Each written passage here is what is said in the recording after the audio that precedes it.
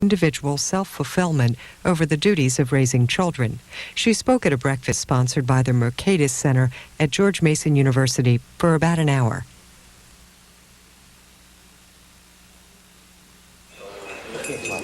Well, good morning, everybody. I'd like to welcome you on behalf of the Mercatus Center and George Mason University to our ongoing Distinguished Scholar Breakfast Series. For those of you who are perhaps unfamiliar with the series, we have put this together over the last several years, the idea being that there are numerous faculty throughout the country and the world, for that matter, whose interests and research into areas of markets and market processes and economics are somewhat different than what we are perhaps used to talking about here in the Hill and in Washington on a daily basis. The Mercatus Center obviously prides ourselves in our ongoing examination of markets and how markets work and the lessons that we can learn, both good and bad, from that process. And what we try to do in these forums is highlight a topic, an issue that may be a little different from, say, prescription drug price, which may be a good thing given the early morning hours that we have here. And today is no exception to that. I'm very pleased to have Professor Jenny Robach Morse with us, a former colleague of ours at George Mason, who we have forgiven her for fleeing to California, but that is that, and I'm sure actually her return in the heat of June has probably reinforced that decision, I'm sure. For those of you, actually I'm curious, how many in the audience here are parents? All right, so we've got a dividing line between those who know and those who either don't want to know or think they know and are going to find out at some point in time. We pride ourselves in sort of the Western political and economic tradition of a liberal democracy and limited government and freedom of choice and all these nice expressions. And we pride ourselves when our first child comes into the world until they're 2 or 3 years old, and then we understand the latent totalitarian tendencies that we perhaps have in our system. And there's nothing like looking at a 3-year-old who's, of course, begging the question of why and why and why, or thou shalt or thou shalt not, and you find yourself reverting to the old maxim that your parents did of, because I said so. It's a horribly life-changing circumstance. I've had to go through it now several times. Anyway, today we're going to have a topic about this sort of general concept. Economics is really about the specialization of self-interest. It's really what economics is. It's a maximization of that. It can be used for good, certainly, but that fundamentally is what its core is. Obviously, the family unit, in the various forms that it now takes, is far more significant to that concept in terms of how the society functions. What happens when this world of love and economics, I dare say, collides, but again, those who are parents know that the word collision frequently occurs. And that's what we want to talk about. Again, it's a little off topic, but the lessons that come from that whole dialogue still are applicable, still are very relative in the public policy world. Professor Morse is going to talk for about half the time here. The rest of the session will be devoted to questions. By way of brief background, she has been teaching economics for about 15 years at Yale University and then most recently at George Mason, particularly with our colleague organization, Center for the Study of Public Choice. She's also a frequent writer, particularly for Forbes, on issues of the workplace and child and a few other things. So I'm very pleased that she's come back, and I will turn this over to her, and we will explore the discussion of love and economics together. Thank you. And I'm now at the Hoover Institution in California. He forgot to mention that. I forgot to mention that. Yes. Thank you very much for having me here. It's a delight to be back in Washington, D.C. and see a lot of my old friends. And I'm especially pleased to speak to a group of people who are astute on the subject of the free market and to talk about this subject of love and economics. When Betty Friedan launched the feminist movement with the feminine mystique, she called the frustrated housewife the problem that has no name. I say that the modern industrialized world now faces a new problem that has no name, and I call it the laissez-faire family. Each member of the laissez-faire family pursues his or her own self-interest and expects a tolerably good outcome to emerge as if by an invisible hand. This approach to family life contains numerous problems within it, and these problems undermine people's attempts to build happy families. People are suffering, I believe, because they're confused. So in this talk, I'm going to try to answer 3 questions. First of all, what is the laissez-faire family? Second, what do I mean when I say it doesn't work, as I say in the title of my book? And finally, what does the laissez-faire family and its problems have to do with the proper relationship between work and family? First, what is the laissez-faire family? The laissez-faire family is one in which each person pursues his or her own self-interest. Members of these families apply economic ideas to their personal family lives. Now, this phenomenon of the laissez-faire family is not restricted to trained economists or even to people of generally free market persuasion. By no means. Indeed, many members of what we might call the lifestyle left, usually no friends of free markets, are among the most vociferous advocates of the use of economic model, what amounts to an economic model, in their private lives. Freedom of choice among consenting adults is the gospel for this kind of a person. And in America, probably most laissez-faire families have pretty weakly defined political views. They simply use economic thinking in their lives, not out of ideological conviction, but out of the generalized individualism that's such a prominent feature of the American character. Now, advocates of the free market may be surprised to hear some kind of criticism of laissez-faire from a person like me, and indeed being sponsored by an outfit like Mercatus. Now, my argument is not with laissez-faire in general, but with what I believe to be its misapplication to the family. The family is an area of social life in which laissez-faire was never particularly intended to apply. Also, free market advocates might dislike the terminology that I've chosen here because an attack on the laissez-faire family might suggest an alternative like the government-run family. That's the usual dichotomy that we think of in economic reasoning. We have either a presumption of a minimally regulated free market or a presumption of any and all government intervention, interference, and control that the political sector might decide to justify. Now, I maintain that this is a false dichotomy. The alternative to the laissez-faire family is not the government-run family, so let me assure you all of that right away before you all head for the exits. The proper contrast is not between public and private or collective and individual. These dichotomies, which are so familiar to us in economic reasoning, do not serve us well in analyzing the family. Rather, we have to assume that the primary responsibility for the conduct of family life takes place in what we would normally call the private sector. And the issue is, how shall we, in the private sector, in the privacy of our own homes, view ourselves and our behavior regarding the family? My premise here is that a reflexive application of economic ideas to family life has led us to take an unreasonably self-centered approach to family life. Now, in one sense of the word, that's not surprising. After all, economists focus almost myopically on self-interest. So it's that we have to find an alternative for. The alternative to the self-centered approach is the self-giving approach to family life. Self-giving is consistent with some of the deeper values held by many free market advocates who respect the market because it honors freedom and the individuality of each individual person. My suggestion of placing self-giving at the heart of the family is certainly consistent with the dignity of each individual.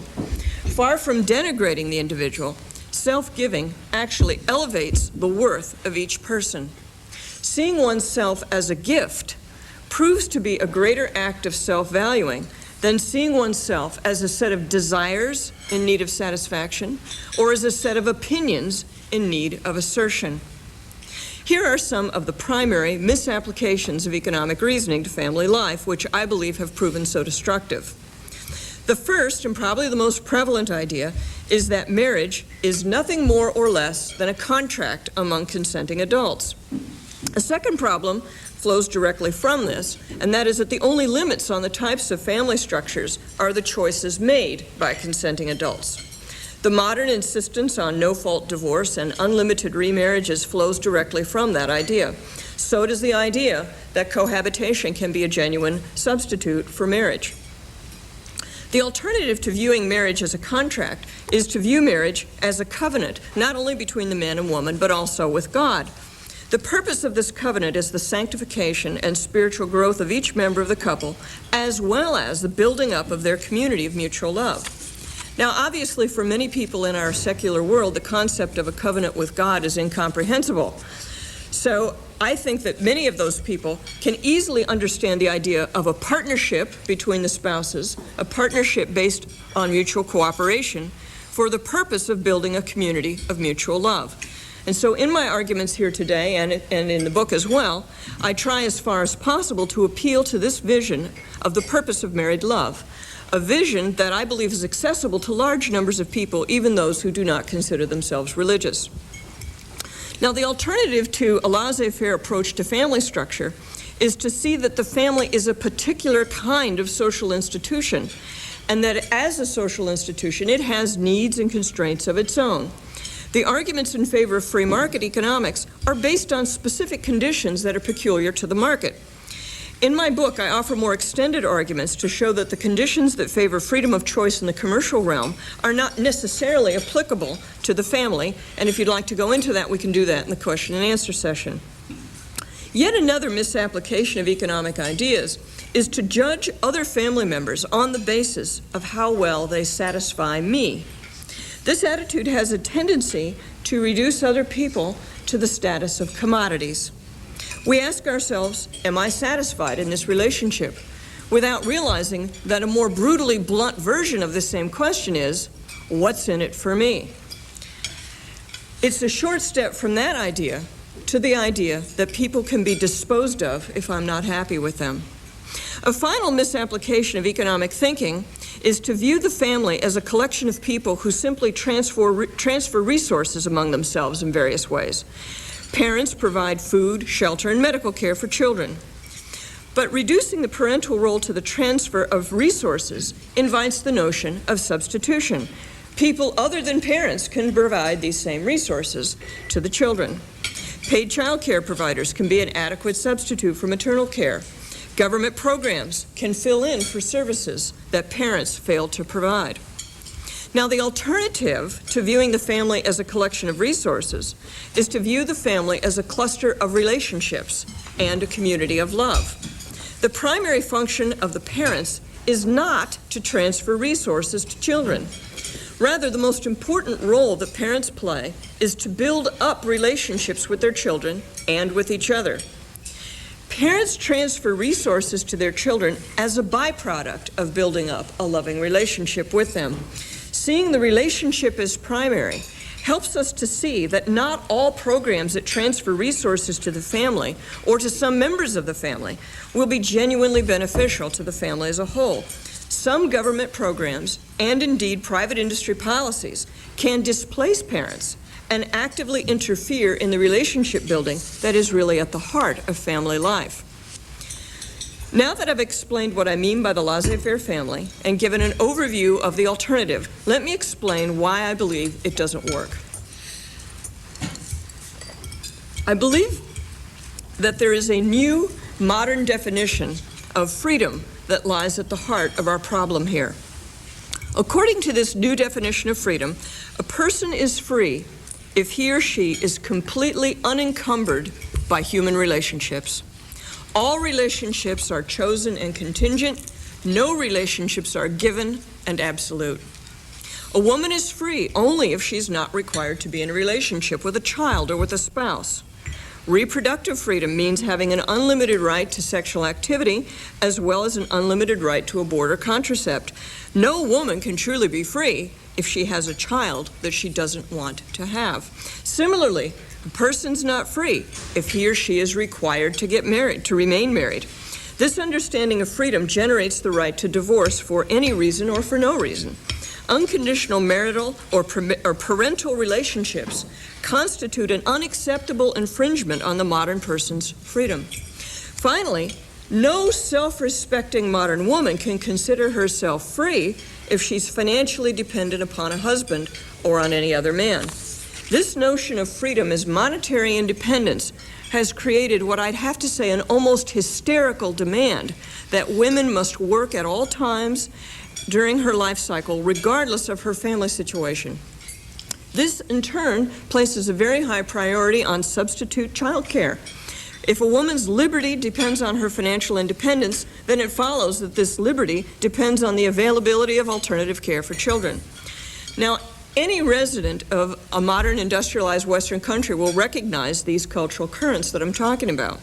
Now, I want to argue that this social sexual definition of freedom is in conflict active conflict with older, more modest definitions of economic and political freedom. I define political freedom broadly to mean the right to participate in the governing process. Economic freedom is the right to acquire and dispose of property. And however desirable a person might consider this new form of social freedom, surely we'd have to agree that it's not necessary to having the political and economic freedom that I've just mentioned. More importantly, this modern understanding of freedom is ultimately incompatible with these older and more modest definitions of freedom. This is true for two reasons.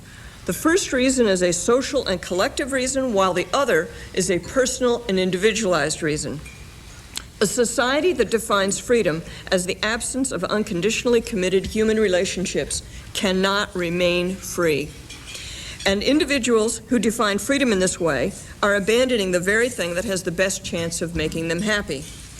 In short, I will show that the notion of freedom as complete personal independence is incoherent at the social level and inhuman at the personal level. So first, let me explain why I believe that a free society relies on committed family relationships. A free society requires people with a conscience. The vast majority of people must obey the rules voluntarily, not because they're afraid of what the police might do to them. A free market, in particular, needs people who can trust and be trustworthy, people who don't take advantage of every possible opportunity to enrich themselves at the expense of others. The terrorist attacks on September 11th showed us how much our freedoms depend on people having a basic attachment to the society.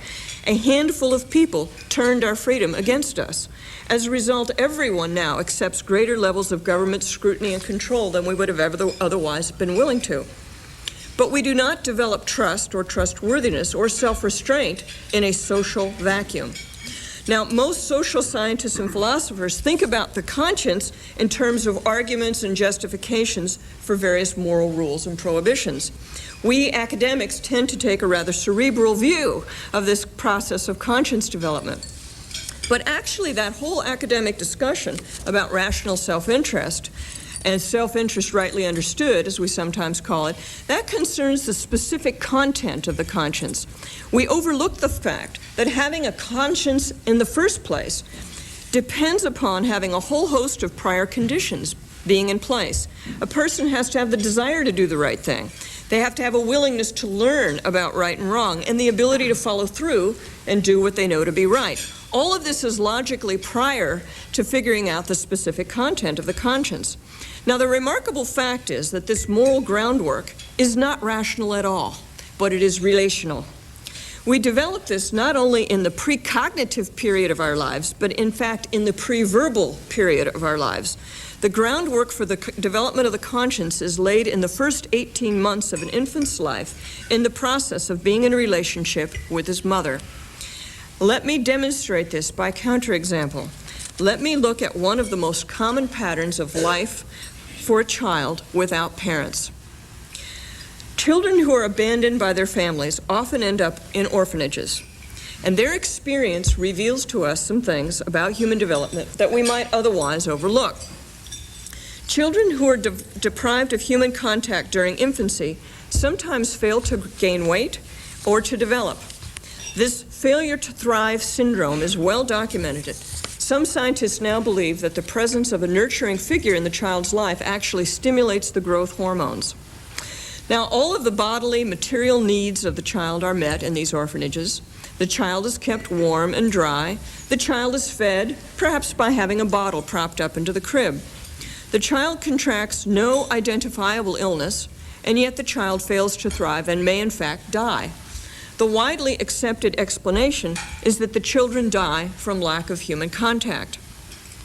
More importantly, these children without families often have difficulty forming attachments to other people. Even children who are later adopted by loving and competent families sometimes never fully attach to them. Experts believe that children who do not develop attachments in the first 18 months of life will have grave difficulty doing so later on. And if the parents do not intervene by the time the child reaches 12 years of age, the prospects for future intervention are thought to be diminished to the point of hopelessness. Now, the classic case of an attachment disordered child is a child who does not care what anybody thinks of them.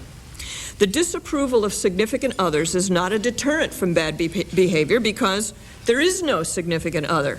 Nobody's significant enough to matter to the child. The child does whatever they think they can get away with, no matter the cost to other people.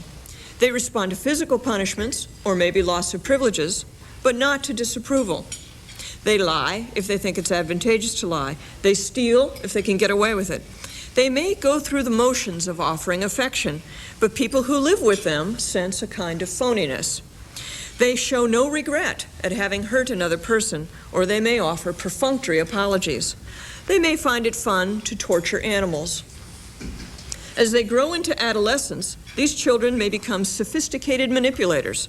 Some authors refer to them as trust bandits because they're superficially charming in their initial encounters with other people. They can charm people for short periods of time only to betray the person's trust by using them. In the meantime, their parents and anyone else who has long-term dealings with them grows increasingly frustrated, frightened, and angry over their child's behavior, which by this time may include lying, stealing, violence, and fire setting. As the parents try to seek help for their child, they may find that the child is able to work the system. They can charm therapists, social workers, counselors, and later, maybe even judges and parole officers. This child is unwilling to consider others or even to inconvenience himself for the sake of others. Who is this child? Well, this is Homo economicus, rational, calculating, economic man, the person who considers only his own good, who's willing to do anything he deems in his self-interest to do. All of his actions are governed by self-interested calculation of costs and benefits. He doesn't self-monitor, so he can always find some opportunity to break the rules. He breaks his promises if he deems it in his interest to do so. Now, plainly, this is not a person who's fit for social life. Most people would just call this character a sociopath and not dignify him with a scientific-sounding Latin name. This person cannot be turned loose with the ordinary freedoms of movement and choice that most members of a free society take for granted. And a society cannot manage very many people like this and still remain very free.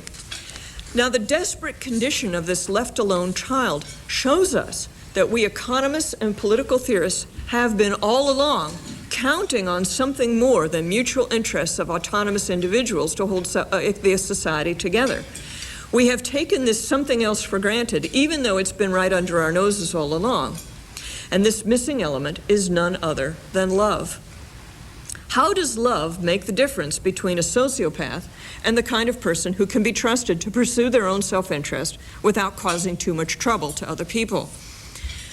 An infant experiences needs which they cannot satisfy by themselves. The baby cries out for help. Help arrives. And the help does more than satisfy the child's immediate bodily needs. The assistance of the other person allows the child to learn to trust. If the adult world responds to the child's needs, the child learns that it's safe and beneficial to trust. Children of normal, loving parents learn that all that anxiety they work themselves up into is not really necessary. Mom and dad are going to show up and take care of them. Children eventually learn to relax into the loving care of adults who are in the loving control of the situation. And in the process, the infant comes to know that human contact is the great good that ensures his continued existence. As a byproduct of caring for the most basic bodily needs, the parents call out the child's longing for human contact. The longing for human contact ultimately develops into a longing for the deeper attachments that we usually call love. The ability to restrain oneself is an integral part of being trustworthy. People need to restrain themselves from taking advantage of opportunities for immediate gains. Both the willingness to trust and the ability to restrain oneself flow in some sense from the attachments that people have to each other. A child will learn to suppress some of his immediate desires for the sake of the comfort of other people. He learns not to scream out for anything he wants. He learns to wait his turn. He learns to share his toys. These are all primitive forms of cooperative behavior, and they all, of course, require self-restraint. Child development specialists have traced out the course of moral development in the following sort of path. First, my parents will punish me if I do X, whatever the forbidden activity is. My parents will punish me. Next, my parents won't like it if I do X. The next step is my parents might not find out, but if they did find out, they wouldn't like it. Next, I won't like it if I do X. And finally, I'm not the kind of person who even thinks about doing the forbidden activity, whatever it is.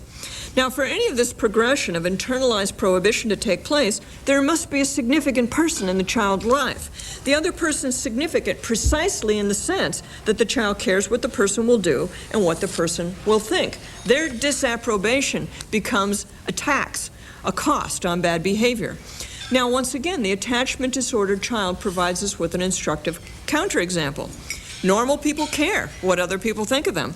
Attachment disordered people are dangerous precisely because they don't care what anybody thinks about them. That's why they seem to be out of control. They can't control themselves, and they don't readily accept correction from other people. Losing the esteem of significant others is an important motivator for most people throughout their lives. Most of us do not avoid crime because of anything that the police or criminal justice system is going to do to us. We avoid crime because we're afraid of what our parents will think. It's only the attachment disordered child who's literally running cost-benefit calculations on every opportunity for getting away with something. Normal people don't even begin the calculations. The cost-benefit program is overridden by the thought, what would your mother think? What would your father say? Before the calculations even begin. And in fact, that's what the mothers and the fathers of the world want their children to think. Don't even think about it. Why? Because if you think about it, you'll figure out that sometime crime will pay. So you don't want that line of calculation or that line of thought to even get started. This is the importance of the job done by a loving family. The family calls out from the individual the capacity to have regard for other people. A free society requires self-restraining, self-monitoring, self-governing adults. But we're not born as adults. In spite of what some romantics might think, actual babies are not noble savages. They are just cute savages who have the potential to be civilized. But it's not a foregone conclusion that any particular child will be civilized. It's the unconditional love of the mother for her child that creates this first, most basic attachment between the child and the rest of the human race. This attachment provides the foundation for the conscience and for reciprocity. It's no exaggeration to say that civilization depends on a good first year. This is why the free society needs the family. This is the social reason why defining freedom as the absence of human relationships is self-defeating and ultimately incoherent. Now, to satisfy the individualists in the audience, of which I know there are many at a gathering like this, I promised a more personal and individual reason why the modern view of the family and freedom doesn't really work. The pursuit of happiness is incomplete without unconditional love. Defining freedom as the absence of personal entanglements is a recipe for misery. Now, every adult knows that there's no magic formula or guarantees for happiness in this world. But there are some strategies that we can safely rule out as having no chance of success. I argue that defining personal freedom and human relationships as if they were in necessary conflict with each other is an approach that has no chance of making people happy. And here's why I say so with such confidence. Human beings are social creatures. Our relationships with our families and friends bring us the most lasting satisfaction in our lives. Think about September 11th. The people trapped in the upper floors of the World Trade Center did not stoke up their computers and take one last loving look at their resumes or their stock portfolios. Most of them got on the phone and called families or loved ones to say one last final goodbye to them. And in the aftermath of those experiences, many of us have come to realize how important our families are in relationship to our careers and our possessions.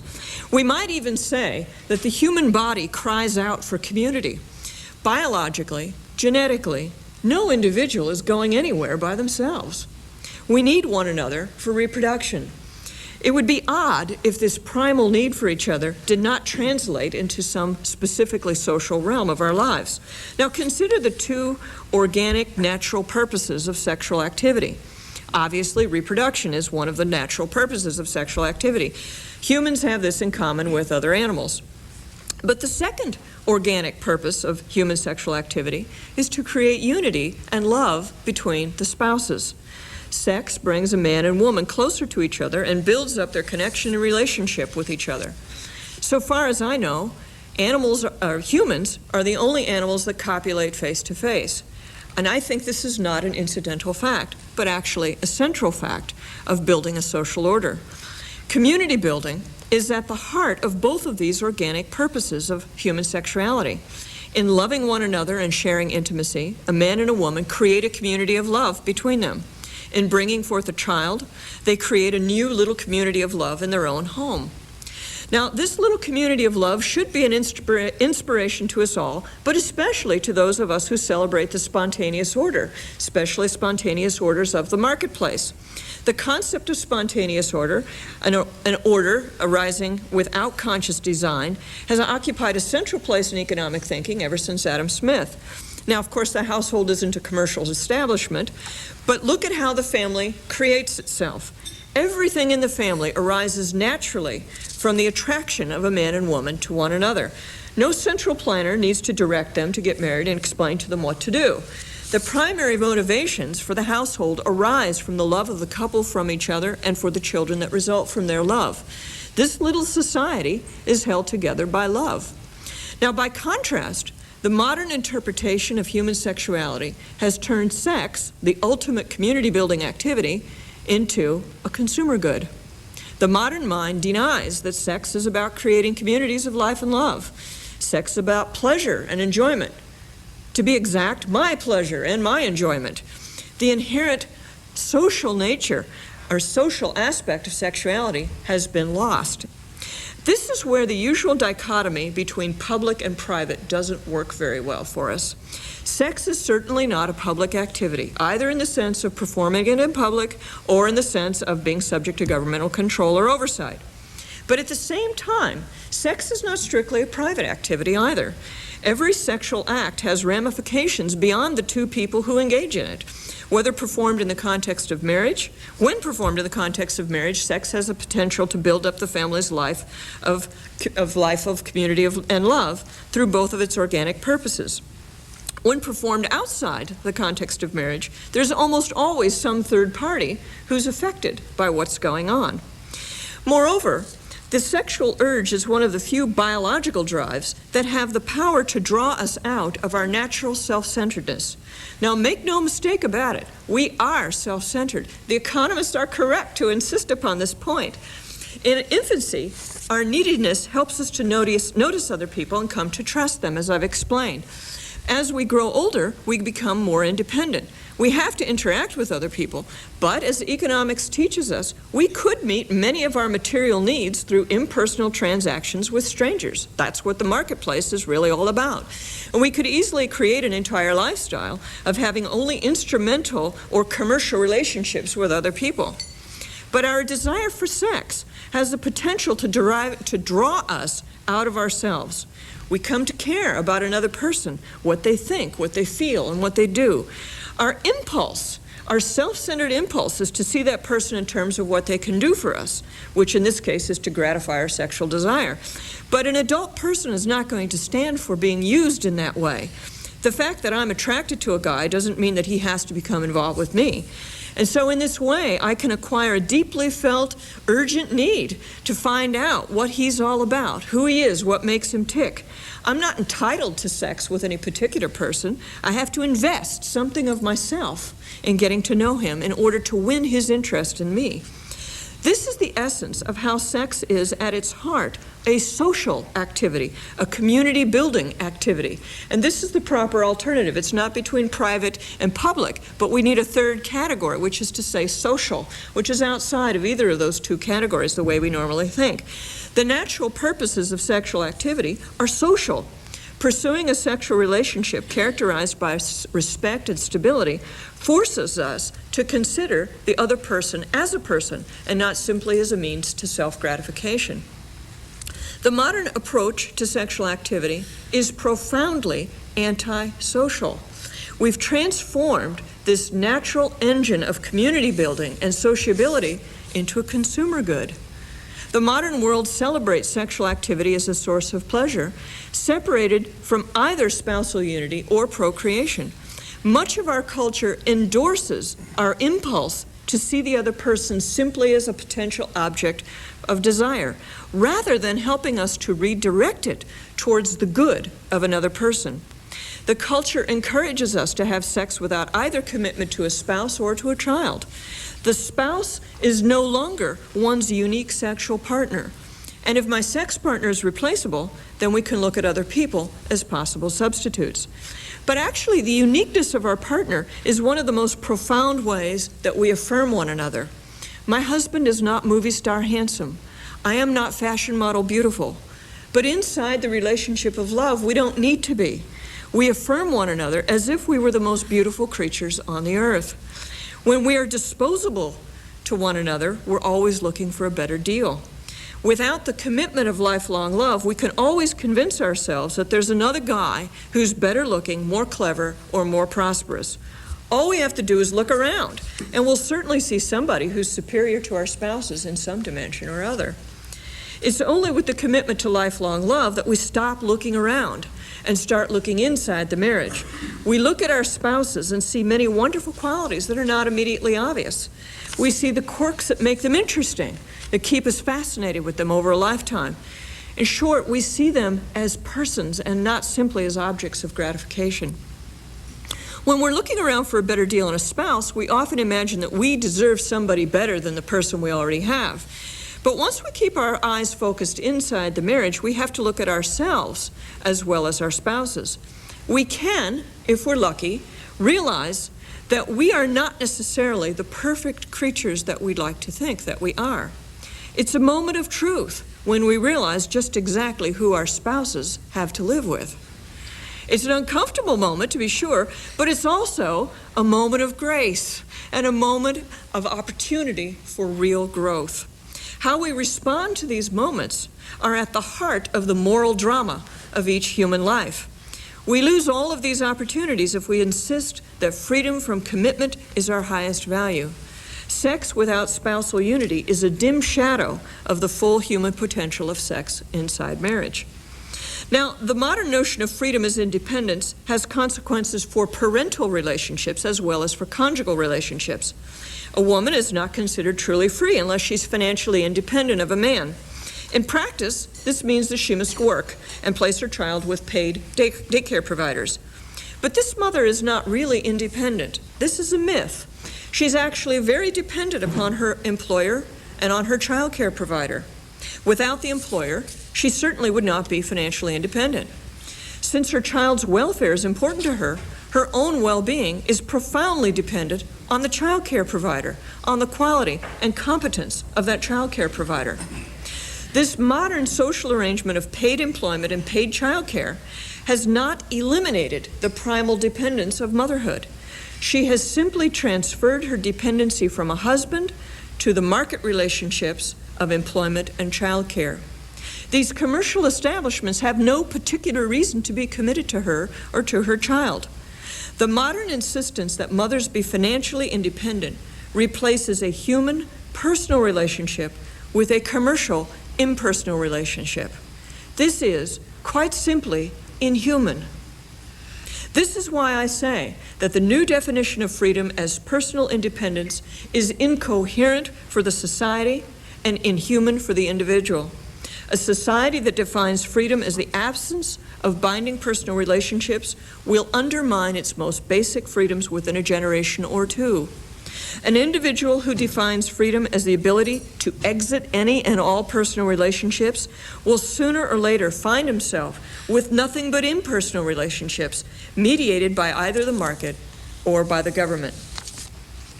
Now, what are the implications of this way of thinking for public policy? Now, there are numerous implications, actually. Now, some of these implications concern how we view our own contributions to the family and the workforce. Other implications are actually public policy things. Now, the most important personal implication of this analysis is that people need to see one another as persons and not as objects or as instruments towards some other end. Now, that's simple enough to say in the abstract, but it's far more difficult in practice to treat people with this kind of regard. Here are a couple of specific implications. We should stop looking at our marriages in terms of what they can do for us. When we do this, we imagine that we're taking good care of ourselves, that we're protecting ourselves from being used and abused. I don't agree with this. I believe that this is an attitude of suspicion. We can easily come to view our marriages as carefully orchestrated exchanges of duties and promises. I'll do something for you if you do something for me. This suspicious posture comes from a fundamentally fearful place in our psyches. We're afraid our husbands will leave us. We're afraid they'll use us. We're afraid we will not get our emotional needs met. The alternative to fear is love. Instead of organizing our lives around abating our fears, we can organize our lives around growing in self-giving love. This actually requires a far greater degree of self-confidence than succumbing to our fears. It's a real act of courage to commit ourselves to self-giving, knowing that we will sometimes be disappointed in our spouses. It's a real act of self-confidence to know that we will survive those inevitable disappointments. Seeing our spouses as persons and not as objects is the first step to greater intimacy. The next step is to see that love, not use, is the proper response to another person, and particularly to our spouses. It's always a serious wrong to use another person. How much more wrong is it to use our spouses? Love is the proper posture of one person to another. Another implication of this change in posture is a change in women's attitude toward working. Surely, the most important single demographic change of the 20th century was the increasing labor force attachment of married women.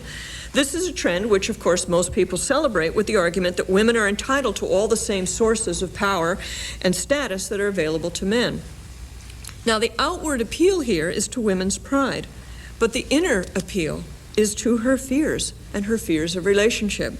We're afraid that we'll have to take care of ourselves and our children all by ourselves without the help of a man. Fear of abandonment, fear of poverty, fear of the relationship failing in a way we can't salvage. These are the secret fears, the real sources of many women's attachment to the labor force. Modern woman has come to think of her ability to compete in the workforce as central to her vision of herself as valuable and competent. One's paycheck is tangible proof of one's intelligence, creativity, and value. Many women go so far as to claim that they should be paid for motherhood, since this would demonstrate that society values their contributions. There's a less flattering interpretation of all these attitudes. I'm working because my self-esteem depends on it. I'm working not so much to feed my family as to feed my ego. The alternative is to see my talents as gifts to be used for service. The question is, what ends shall my gifts serve? I can place my talents, my intellect, and my education at the service of the family, rather than at the service of my vanity. This puts a whole different spin on the question of whether I have to work and therefore have to put my children in daycare. I do not necessarily have to work outside the home.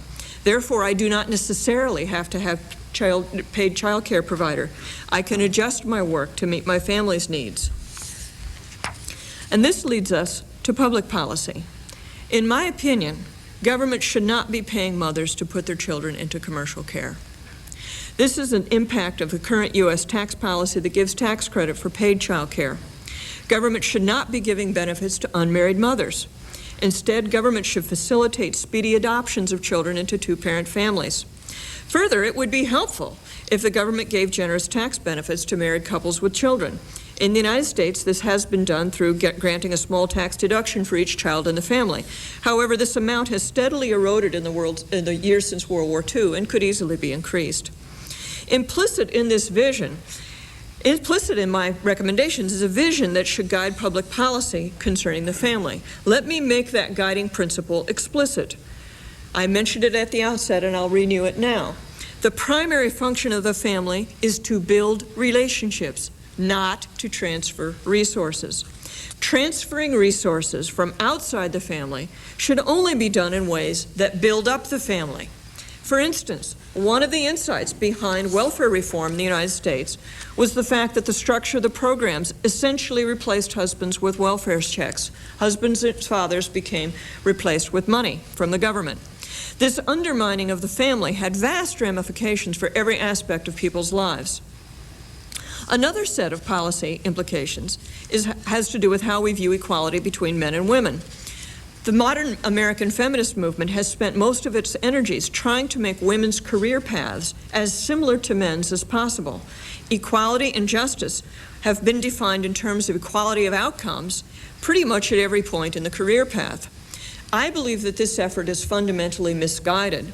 Instead, I think we should be trying to make everyone's career path more flexible, so that people can move in and out of the labor force in ways that are more compatible with family responsibilities as those family responsibilities change over time.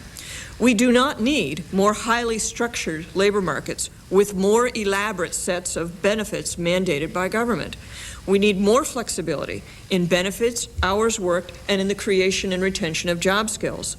This kind of approach would be more consistent with the ever-changing reality of combining work and family for men and women alike, we might add. The modern redefinition of freedom has created havoc in families and in the wider society.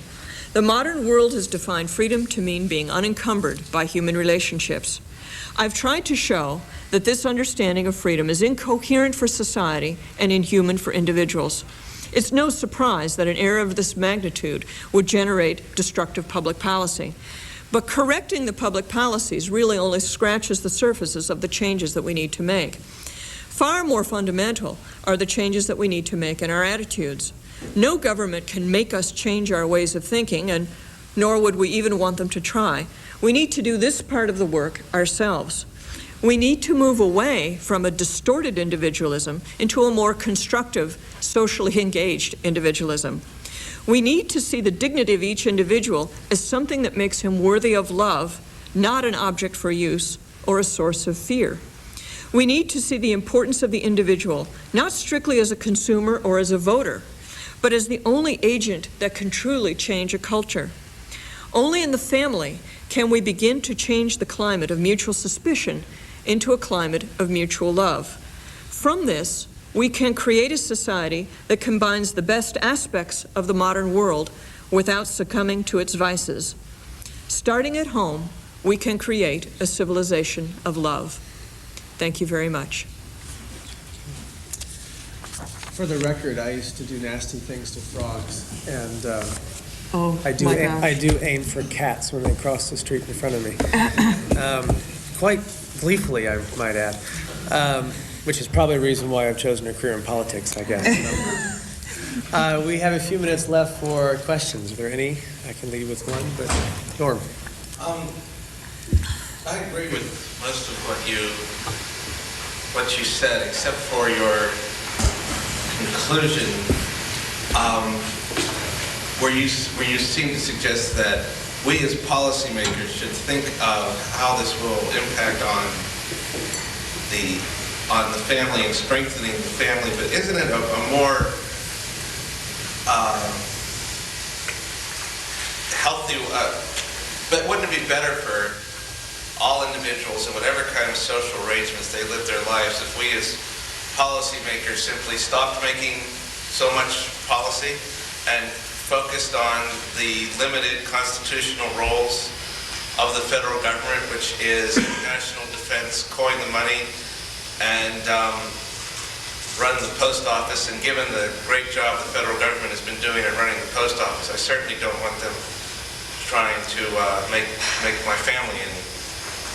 Well, I'll tell you what, I'll make you a deal. If you can get the federal government to limit itself to just those topics, I'll go home and never say another word on the subject, okay? I mean, but the fact of the matter, that the world in which we live is a world in which government makes a wide variety of policies that have all kinds of implications, and I don't think we're thinking through the implications properly. So I think something has to be, I agree with your minimal government vision, but I think something has to be said to guide policy in the meantime, so to speak. Well, I think on the tax issue, I think you're certain. I mean, given that it's what, close to 50% of an average family's income goes to state, local, and federal taxes.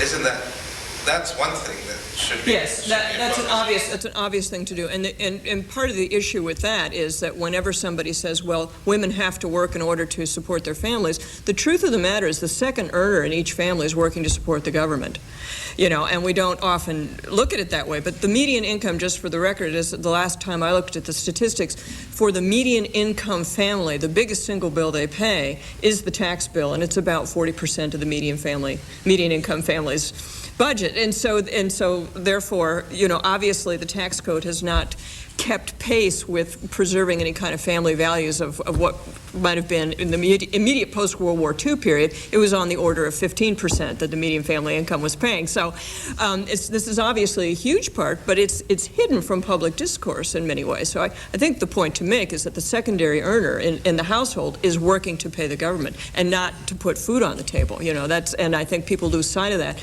particularly when they're talking about mandating new benefits and things of that sort, which ultimately have to be paid for. I want to move to foreign policy for a minute. If we're talking about in Western society, certainly the notions of commitment and love, et cetera, and especially marital relationships, I think makes sense to a lot of us. But not all societies operate that way. We have situations where certainly, the rights, so to speak, as we would define them, of women or wives would be far different than what we have here. The basis for the relationship, either being arranged, et cetera, is very different. And in many cases, we look at the world of economics and markets as sort of liberating to what we might look perhaps down upon as a relationship where there was never love to begin with. There's not necessarily any to be. In that situation, isn't sort of the notion of you have inherent rights, you have self-interest, that can be liberating, and doesn't that affect how we sort of treat other countries in our foreign aid policies? Or are we saying that we go down that road that there are outcomes that we may not desire from a social standpoint? Look, nothing that I have said in any way takes away from the basic point that all individuals have basic fundamental economic and political rights and human rights. It takes nothing away from that whatsoever, So, on that score, there's nothing to discuss, Now, as far as other kinds of marriage practices and so forth in other parts of the world, I would be very reluctant to say that we should, go explain to the Muslims why polygamy is a bad idea or something like that. Although I think you can make a coherent case as to why polygamy is a bad idea. I think you can make that case, but I think that's a long way from what we should be doing as far as foreign policy is concerned. So I'm not sure where you're headed with this, Lawson, but I think it's a mistake to start with basic human rights, and say you have a right not to be tortured, you have a right to a fair trial, and to put those rights in the same category with reproductive freedom, and to say a country isn't free if they don't have abortion on demand the way we have. That kind of foreign policy, I think, is really quite destructive. And, there's a treaty that's being considered, as I think you all know, that has to do with that. That has to do with, it claims to be having to do with the rights of women, but in point of fact, what it's doing is to enshrine a certain set of rights that are very new, even in Western societies, and say that you're not really free unless you have these things. Well, that's a mistake. In a society where people are being tortured, in a society where there's no habeas corpus, in a society where there's no property rights, I think it's kind of foolish, to go down the path of saying, well, they all need all the rights that we have in this particular area, and which we ourselves didn't have 50 years ago. I mean, that seems to me to be seriously misplaced priorities. In addition to all the other reasons why I think you could make an argument why some of those countries have very good reasons for having rules against abortion that are different from ours, and so forth and so on. I mean, I just don't think that should be made a fundamental issue in the way that some activists would want it to be. I'm just kind of interested in how this kind of fits in economics. Partly because, we all start with either Robinson Crusoe, who's an adult on an island, or we start with two people trading. And, like you say, to get to the point where you can recognize that somebody has something of value, that you want to get something of value, not steal it, takes a while. And then just the whole, you say in the book how much the world would be different if Rousseau would have kept his children rather than putting them out at the family hospital. Or maybe if Adam Smith would have been married, he wouldn't have said, it's by the benevolence of the parents of the butcher and baker that we owe our bread. And so I just wondered, do you think that you have something here that can inform economics to change the way it's taught to kind of, because economics is kind of an imperial subject. It wants to take over everything that we do out here, but it doesn't seem that economics has a very good way to describe the family. Well, and what happens in the family. I mean, because we've always seen self-interest, but as a parent, I don't deal with my sons in a way that I've ever read in an economics textbook. So. You use costs and benefits with them, that's for sure, right? Yeah, we all do that as parents. We do costs and benefits and try to get them to respond to that. We try to figure out what will get them to respond. So we're economists in that sense. But we know that our ultimate job is to make that whole process irrelevant. We can't be around them, hovering over them all the time with carrots and sticks. They have to internalize that. That's our job, is to be able to turn them loose like that. Now, do I have something new to say to economics? Yes, I think I do. This is my answer to Gary Becker, for those of you who know that line of thought. This is my answer to Gary Becker, that a purely self-interested way of viewing the family misses something important. And it misses some important things because not all objects of desire are the same. And that has been the way that economics has been an imperial subject. We're being a little bit academic here, but bear with us. The way economics has been an imperial subject has been to say, well, we know how people respond to things they want, so let's take all objects of desire, anything that people might want, and treat it using the economic apparatus. And one way to view what I'm saying is that not all objects of desire are the same. They have unique properties that matter, and what the Gary Becker move has always been to say, well, those differences don't matter. Well, I think you can make a coherent case that they do matter, that there are some issues where it really does matter. And the personal attachment, I think, is the most profound one. There really isn't a substitute for your particular spouse or your particular mother.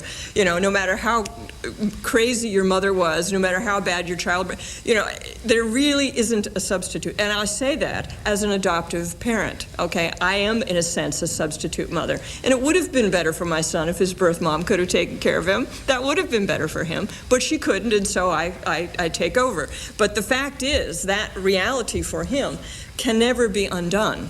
There isn't some kind of substitute arrangement that can make it that he didn't have to be in an orphanage for 2 years. There's nothing that's going to take that away. And so there are limits to the way we use economic analysis, and precisely because of the uniqueness of some of the goods. I guess I had a similar thought to what Reed was thinking. I think the subtitle could have been Ayn Rand didn't have kids. Ayn Rand didn't have kids. Adam Smith was a bachelor. What would you think well, a lot of people are bantering about ideas to reform the Social Security system. I was glad you touched on one of the flaws in the system in your book, which is that in order to keep the system going, we need people to work and pay taxes for their parent generation and raise productive children so that when they're adults, they can pay for themselves. But we're living off of everybody else's children, not our own, so there's a little imbalance there.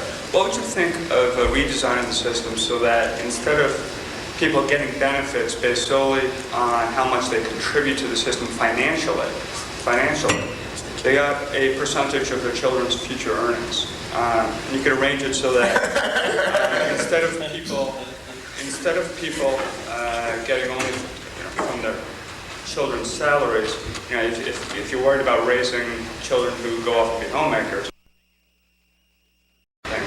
because that would give you an incentive to raise children who are productive.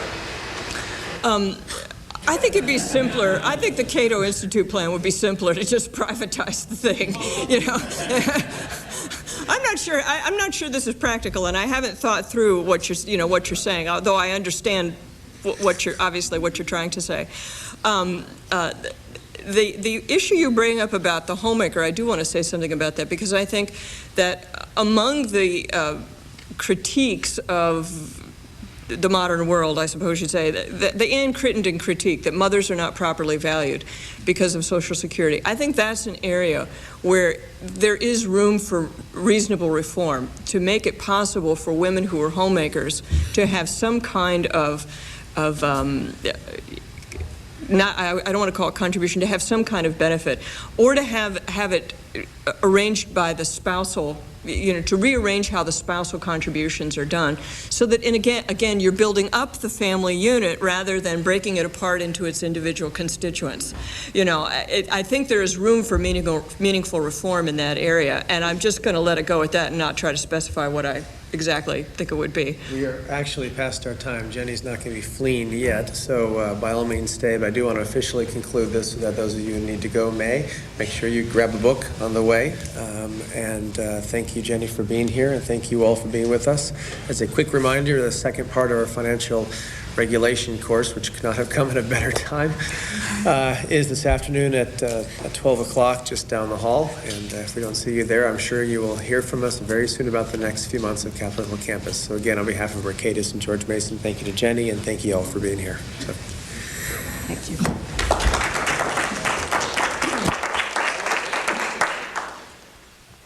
Jennifer Roback Morris is author of Love and Economics, Why the Laissez-Faire Family Doesn't Work. It's published by Spence online at spencepublishing.com. Over 25 years And now live coverage of a briefing on Homeland Security financing. This is being hosted by Equity International. At the podium right now is the president of that group, William Laurie. This is just getting underway. The officer in charge of the operation of Booz Allen's Information Analysis Centers for the Defense Technical Information Center.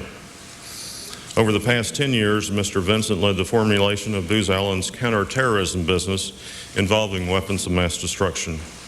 This team is involved in counterterrorism efforts throughout the Department of Defense, the Department of Justice, the intelligence community, the Federal Emergency Management Agency, and several federal, state, and local government response agencies. Projects managed include such activities as the